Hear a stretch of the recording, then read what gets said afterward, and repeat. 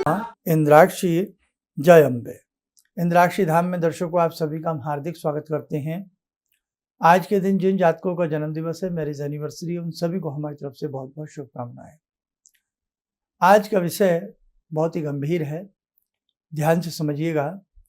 यदि सारी उम्र किसी व्यक्ति की दुख और तकलीफों में निकल रही हो तो ऐसी स्थिति में क्या करना चाहिए। जिंदगी किसी व्यक्ति की अगर दुख तकलीफ में निकल रही हो, कुछ समझ में ना आ रहा हो, समय बर्बाद हो रहा हो, जीवन में दुख दुख और दुख ही दुख व्यक्ति को मिलते जा रहे हों, उस अवस्था में हमने कई बार कुंडली दिखाई, हमने कई बार बहुत कुछ पूछने का प्रयास किया, लेकिन कोई भी उपाय कारगर साबित नहीं हुआ और हम बिल्कुल विफल और विफलता की तरफ हमारे कदम बढ़ रहे हैं।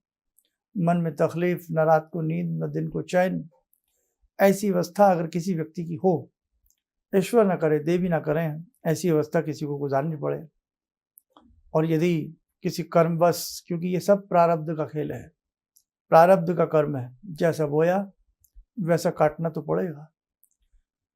तकलीफ आती है जीवन में, लेकिन कुछ लोगों के धूप छांव की तरह आकर के निकल जाती हैं, लेकिन कहीं कहीं कई बार ऐसी तकलीफें आती हैं कि साहब निकलती नहीं, निकलने का नाम नहीं लेती, ना ही उन्हें सहने की हिम्मत होती है।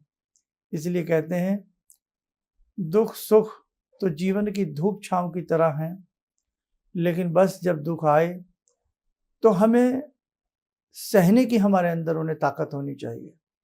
भगवान हम उन दुखों को सह लें, लेकिन कई बार हम उन दुखों को, उन तकलीफों को सह भी ना पाएं, तो ऐसी अवस्था में बेटा क्या करना चाहिए।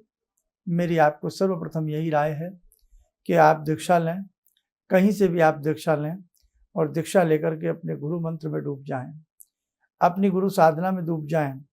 लेकिन दीक्षा में इतना ज़रूर ध्यान रखें, जो हमारा सत्य सनातन धर्म है, उस धर्म में यदि आपने जन्म लिया है, आपने जिस धर्म में भी जन्म लिया है, अब ये कार्यक्रम हो सकता है हमारा कौन कौन देख रहा है, कौन कौन सुन रहा है, मैं कह नहीं सकता, लेकिन आपने जिस धर्म में जन्म लिया है, आप उसी धर्म में अपने एक मास्टर को बनाएं, अपने एक टीचर को बनाएं, अपने टीचर की उंगली पकड़ें, मास्टर जी का हाथ पकड़ें, अर्थात अपना एक गाइड बनाएं, अपना एक गुरु बनाएं, एक गुरु दीक्षा लें।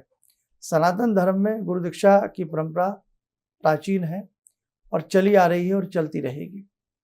तो आप अपने सनातन धर्म के हिसाब से अपने गुरु जी से मंत्र लें, अपने देवी देवताओं से संबंधित कोई मंत्र लें, उस मंत्र की अनवरत रूप से, भाव रूप से, भाव से बहुत अच्छे तरीके से आप उस मंत्र को जपना शुरू करें। आपका गुरु मंत्र आपको समस्त तकलीफों से निकालने की सक्षमता रखता है। आप देखें, आप करेंगे तो आपको समझ में आएगा। भगवान को भाव से भजें। न मिट्टी में प्रभु हैं, न पत्थर की मूर्ति में प्रभु हैं, न कहीं प्रभु हैं। भगवान कहाँ हैं? भावनाओं में भगवान है। एक पत्थर है, पहले कहीं भी रखा है और बाद में तराश करके उसकी मूर्ति बना दी जाती है। ऐसे भाव, ऐसे प्राण उड़ेले जाते हैं कि हमारे भाव जब बंधते हैं ना, तो साहब एक पत्थर में नक्काशी की गई हुई मूर्ति के प्रति हम आस्थावान हो जाते हैं। और ये भी वास्तविकता है, सत्य है, उस मूर्ति में हमें भगवान नजर आते हैं। और कई बार अनेकों साधकों को भगवान ने उसी मूर्ति के रूप में, मूर्त रूप में दर्शन भी दिए। तो बेटे, भगवान सबसे पहले आपके भाव में है। भगवान को भावनाओं में खोजें, और भगवान को कहीं खोजने की आवश्यकता नहीं है, भगवान आपकी भावनाओं में है। जाकि जिसकी जैसी भावना रहती है उसको भगवान वैसा फल देते हैं, वैसा उसको रूप देते हैं, वैसा उसको ज्ञान देते हैं, वैसा उसका जीवन बनाते हैं। तो अच्छे से भावनाओं से भगवान को भजना सीखें, आपकी सारी दुख तकलीफें दूर होंगी। गुरु मंत्र जैसे गुरु निर्देशन देवें, गुरु की गाइडानुसार, गुरु के आदेशानुसार उस मंत्र को उस रीति से जपें।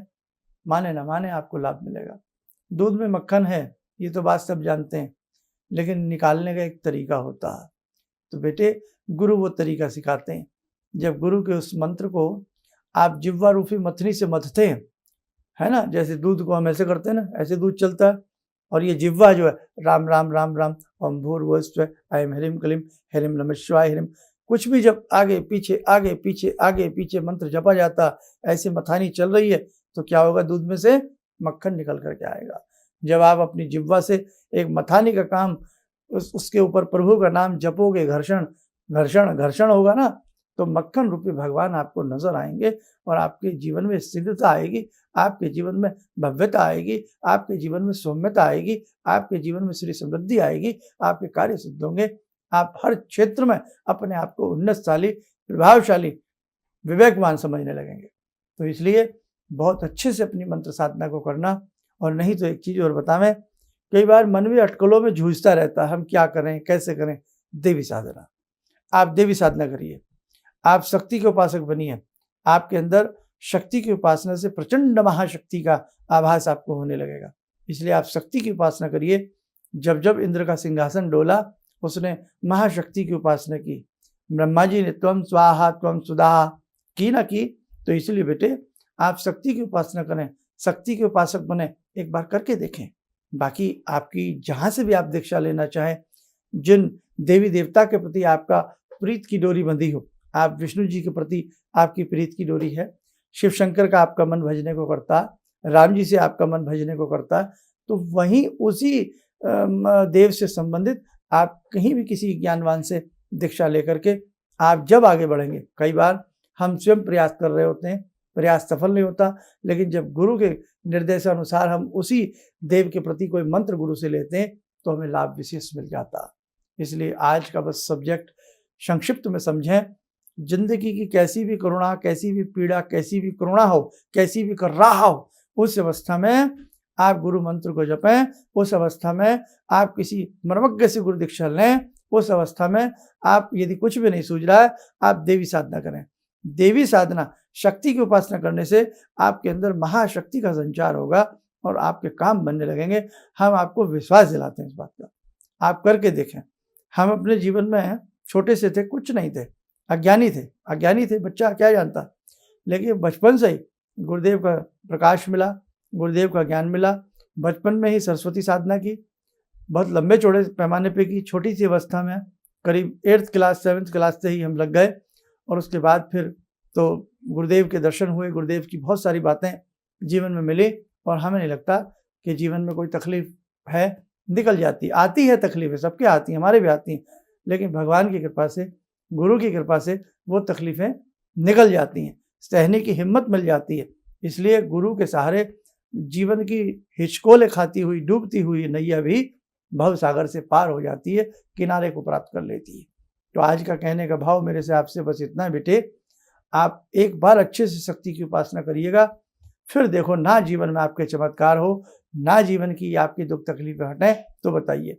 इसी श्रृंखला में एक छोटी सी बात, आने वाले बहुत से समय में शक्ति की उपासना से हम एक बहुत बड़ा कार्य करने वाले हैं। आप सबके मिलकर, आप सबके सहयोग से करेंगे। जो उसमें भाग लेना चाहता हो जरूर ले, और उसके जीवन में उसको बहुत कुछ अच्छे से नजर आएगा और उसको लाभ भी मिलेगा। और जब सुख समृद्धि उसको लग रही हो जीवन से छिन रही है, तो हमारे कहने से एक बार उस शक्ति की उपासना से जुड़ना, और नहीं तो आप भी जैसे मैंने बताया कहीं ना कहीं से आप गुरु मंत्र लें, शक्ति की उपासना से जुड़ने का प्रयास करें। आपके जीवन में आपको सब कुछ अच्छे से नजर आएगा। और जब तक कुछ नहीं आपको नजर आता, कहीं से आप दीक्षा भी नहीं ले रहे, हमारे कहने से आप 40 मिनट गायत्री मंत्र पढ़ना शुरू कर दीजिए। बेटे गायत्री मंत्र परम मंत्र है, राजा है मंत्रों का, मुकुट है मंत्रों का गायत्री मंत्र। किसी ऐसी वैसी बातों में बताइए कि ऐसे ना पढ़ें, वैसे ना पढ़ें, यूँ ना पढ़ें, वो ना पढ़ें, वो ना पढ़ें, हम ना पढ़ें, तुम ना पढ़ें, इन बेकार की बातों में मत फंसिए आप। भगवान ने कभी मना नहीं किया, कभी भगवान ने कभी सुना है कि भगवान ने कोई आकाशवाणी की हो जैसे आप इस गायत्री मंत्र को ये ना पढ़ें, वो ना पढ़ें, हैं भाई। हमारे गुरुदेव की आज्ञा है, आप गायत्री मंत्र पढ़ सकते हैं, कोई भी नुकसान नहीं है, कोई डर नहीं है। तो इसलिए जब तक आप कोई दीक्षा ना लें या जब तक आपको कोई नजर ना आए कोई बात, आप गायत्री मंत्र 40 मिनट करके देखो। 4 दिन बाद देखना आपकी सोच, आपके फर्क, आपका मन किस प्रकार से पुलकित होता है। करेंगे लाभ। देखो साधकों, बहुत सारी बातें हैं, सब्जेक्ट तो बहुत गंभीर है, बड़ा है, लेकिन आप आज जो मैंने बताया इस थोड़े को ही अपने जीवन में उतार के देखें, आपको समझ में आने लगेगा कि हम सही कह रहे थे या हम गलत कह रहे थे। आप सब स्वस्थ रहें, सुखी रहें। इन्हीं शुभकामनाओं के साथ हम अपनी वाणी को विराम देते हैं। जय जय अम्बे।